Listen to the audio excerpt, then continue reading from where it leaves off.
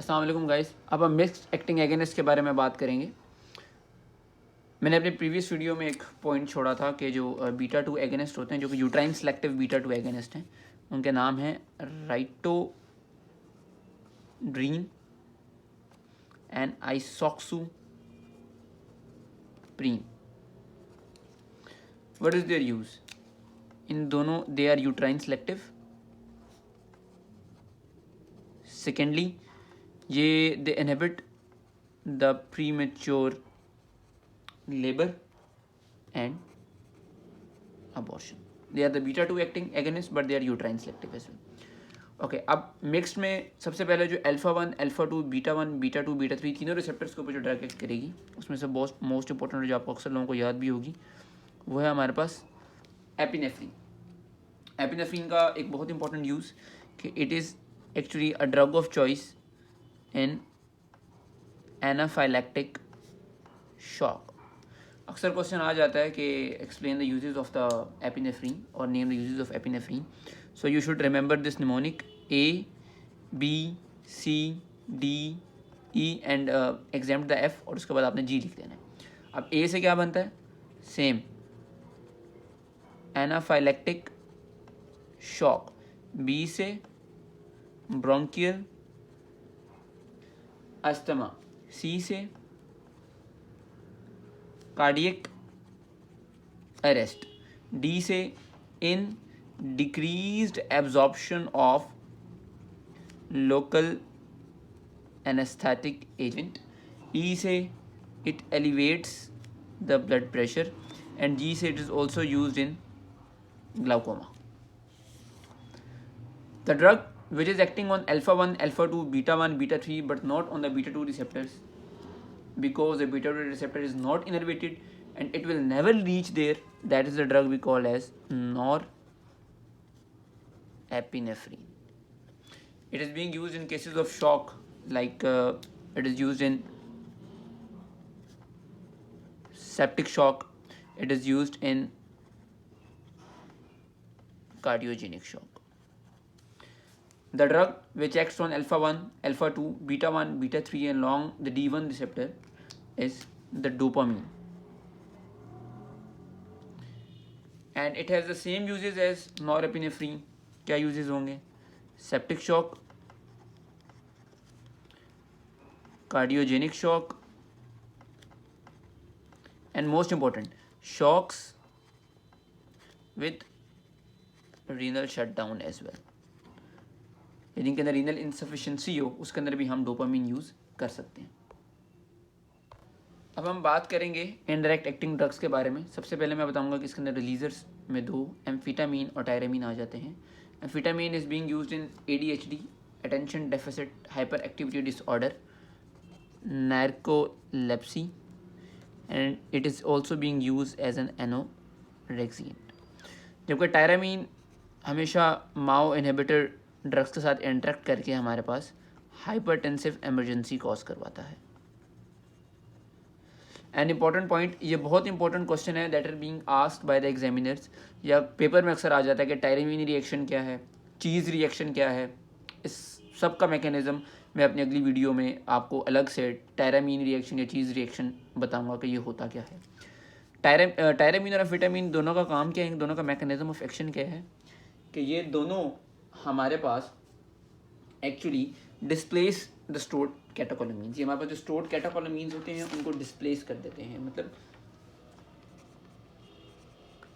Displace the stored catecholamines. Reuptake inhibitors हमारे पास दो आते हैं, लाइक मैं पहले भी आपको बता चुका हूँ, tricyclic anti depressants and cocaine.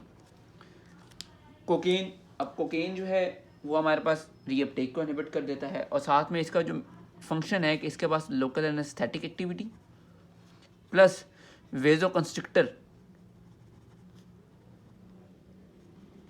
Activity दोनों मौजूद हैं। और इसके साइड इफ़ेक्ट्स में इंपॉर्टेंट चीज़ कि इसकी एक तो हाई एडिक्शन लायबिलिटी है, दूसरा ये हमारे पास हाइपरटेंशन, उसकी वजह से MI, सीजर्स कॉज कर सकता है। एम्फेटामीन की भी हाई एडिक्शन लायबिलिटी है। अब हमारे पास अगली जो ड्रग आती है वो आती है हमारे पास एफिड्रीन।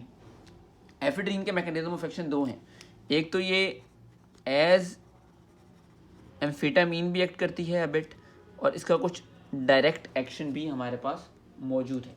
और इसके यूजेस क्या हैं कि ये हमारे पास यूज़ होती है इन लाइक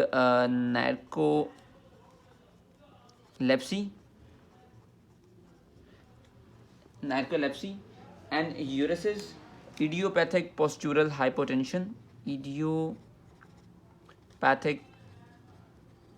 postural हाइपोटेंशन। अब आप सोच रहे होंगे कि पोस्चुरल हाइपोटेंशन क्या है, कि अक्सर लोगों को ये होता है कि जब वो बैठे होते हैं और अचानक उठते हैं ना, यानी उनका पोस्चर जब चेंज होता है तो उन्हें हाइपोटेंशन हो जाती है, मतलब उनका ब्लड प्रेशर बहुत ज़्यादा ड्रॉप कर जाता है। इसको पोस्चुरल हाइपोटेंशन कहते हैं। और इसका एक इम्पॉर्टेंट पॉइंट क्या है कि इसकी एडिक्शन लायबिलिटी एम्फेटामीन से काफ़ी कम है। माओ इनहिबिटर्स और कॉम्ट इनहिबिटर्स, क्योंकि माओ और COMT दोनों हमारे पास एक्चुअली मेटाबोलाइजर्स यानी कि डिग्रेड करते हैं इनको कैटेकोलामीन्स को। तो अगर हम ये देंगे तो लाजमी बात उनकी कंसंट्रेशन सिनेप्टिक लेफ्ट में बहुत अरसे तक इंक्रीज़ रहेगी और वो अपना फंक्शन परफॉर्म कर सकेंगे। माओ इनहिबिटर्स में आपके पास आ जाता है सेलेजिलिन, और COMT में आपके पास आ जाता है एंटोकापोन और टोल्कापोन एट्सेट्रा। अभी हमने टॉक्सिसिटीज़ के बारे में पढ़ना है। पिछली वीडियो में मैंने अपना मिस किया है मिथाइल फेनिडेट। मैंने आपको ये नहीं बताया कि methylphenidate is actually a first line drug in ADHD। ADHD क्या है? Attention deficit hyperactivity disorder.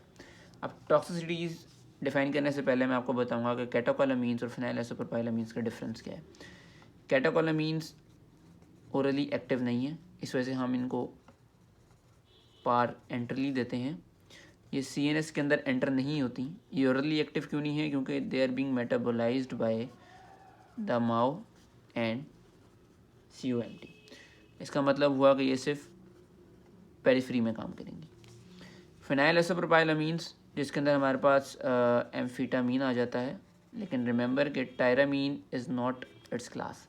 और कैटेकोलामीन्स के अंदर नॉरएपिनेफ्रीन, एपिनेफ्रीन और डोपामीन आते हैं। एक तो ये ओरली एक्टिव है, ये CNS के अंदर एंटर होता है, ठीक है, लेकिन it is resistant to MAO and COMT। मतलब इसकी टॉक्सिसिटी जो होगी वो ब्रेन से रिलेटेड भी होगी। तो अगर मैं कैटेकोलामीन्स का बताऊँ आपको, इसकी टॉक्सिसिटी में आपने सबसे पहले याद रखना है अल्फा-1 का याद रखें, एक्सेसिव वेजो कंस्ट्रिक्शन, उसके वजह से आपके पास हेमरेज, अगर हेमरेज होगा तो हेमरेजिक शॉक भी होगा। हार्ट से रिलेटेड MI करवा सकता है, उसके साथ कार्डियक एरिथमियाज और pulmonary oedema is very important. Phenylisopropylamines की डोज डिपेंडेंट टॉक्सिसिटीज़ हैं, क्योंकि ये CNS के अंदर जा रहा है कि मॉडरेट डोजेस पे क्या करेगा और हाई डोजेस पे क्या करेगा। इंपॉर्टेंट कि इसके अंदर एडिक्शन लायबिलिटी बहुत ज़्यादा है, बंदे को आदत पड़ जाती है इसकी। मॉडरेट डोजेस पे it can cause nervousness, anorexia, insomnia, और हाई डोजेस पे it can cause anxiety, aggressive behaviour, paranoid behaviour और साथ में कन्वर्शंस। अब अगर मैं रिसेप्टर्स के मुताबिक बात करूं तो अल्फा-1 के जो एगनिस्ट होंगे उनका स्पेसिफिक इफेक्ट क्या होगा? साइड इफ़ेक्ट कि ये वेजो कंस्ट्रिक्शन बहुत ज़्यादा करवा देंगे। बीटा-1 क्योंकि हार्ट को प्रोटेक्ट कर रहा होता है तो वो हमारे पास साइनस टेकिकार्डिया और सीरियस एरिथमियाज करवा सकते हैं। जबकि बीटा-2 एगनिस्ट मतलब अगर नॉर्मली अगर ये करवाएं भी सही कोई साइड इफ़ेक्ट तो स्केलेटल मसल ट्रेमर हमारे पास शो होते हैं। और कोकेन हमारे पास कार्डियक एरिथमियाज, सीजर्स और इन्फेक्शन करवाती है। That's all.